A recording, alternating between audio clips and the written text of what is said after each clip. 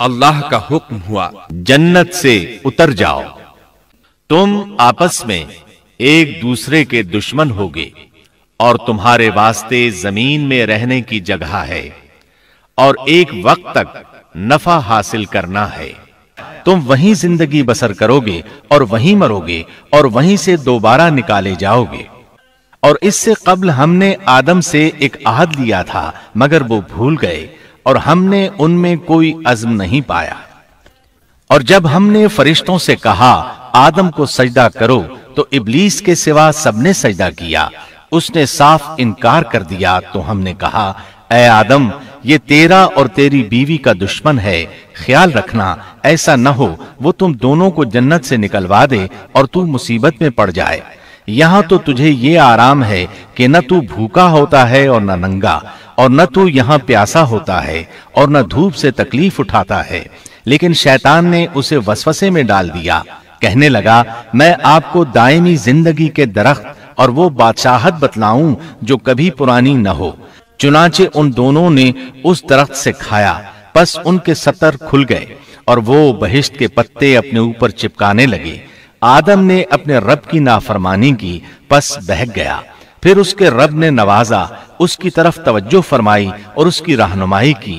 حکم ہوا تم دونوں یہاں سے اتر جاؤ، تم آپس میں ایک دوسرے کے دشمن ہو۔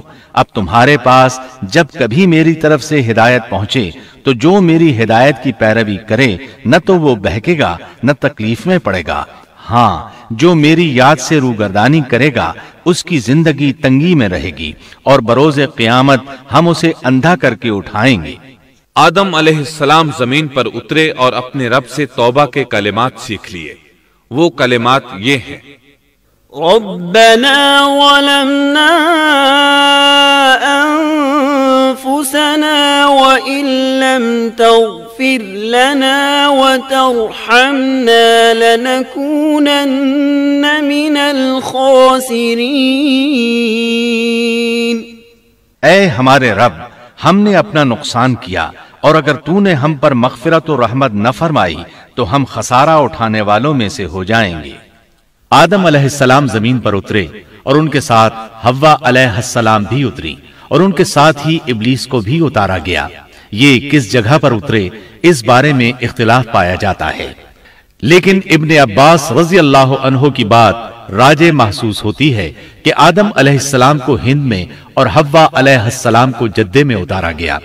جب آدم علیہ السلام اتر آئے تو حوا علیہ السلام کی تلاش شروع کر دی، زمین میں ان کی تلاش میں سرگرداں ہوئے۔ آخر کار میدان عرفات میں دونوں کی ملاقات ہو گئی۔ چونکہ میدان عرفات میں دونوں نے ایک دوسرے کی معرفت حاصل کی تھی اور ان کا آپس میں تعارف ہوا تھا، لہٰذا اسی مناسبت سے اس میدان کا نام عرفات مشہور ہو گیا۔ پھر اللہ تعالیٰ نے زمین کے اندر انسانوں کو پھیلانا شروع کیا اور زمین کو مردوں اور عورتوں سے آباد کر دیا۔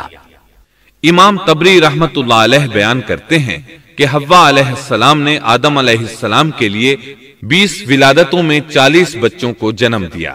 ہر بار 2 بچوں کو جنم دیتی تھی، ایک لڑکا ہوتا ایک لڑکی۔ سب سے پہلا جوڑا قابیل اور اس کی بہن قمیم کا تھا۔ پھر انسانوں کی افزائش شروع ہوئی، آبادی میں اضافہ ہونے لگا۔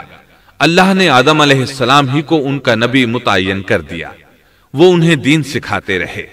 اس وقت تمام لوگ موحد تھے، خالص توحید کو اپنانے والے تھے، یعنی کان الناس امۃ واحدہ، تمام لوگ ایک ہی امت کے تھے، ان میں شرک کا شائبہ بھی نہ تھا۔ ابن جریر اور ابن کثیر رحمہم اللہ نے ابو موسیٰ اشعری رضی اللہ عنہ کی روایت بیان کی ہے، اللہ نے جب آدم علیہ السلام کو جنت سے زمین پر اتارا تو انہیں ہر چیز کی کاریگری اور صنعت کا علم تھا۔ جب وہ اترے تو عالم بھی تھے، لباس میں ملبوس بھی تھے، کام کاج کے تمام طریقوں سے باخبر بھی تھے، لوہے، آگ، لکڑی اور کپڑے کے استعمال سے بھی بخوبی واقف تھے۔ ہمارے برعکس وہ ان کاموں کو اپنی ابتدا ہی سے جان چکے تھے، کیونکہ ہم سب لوگوں کا حال یہ ہے کہ جب تک سکھایا نہ جائے ہمیں کچھ نہیں آتا۔ آج کے دور میں بعض افریقی قبائل کے افراد وحشیانہ اور غیر مہذب زندگی گزارتے ہیں۔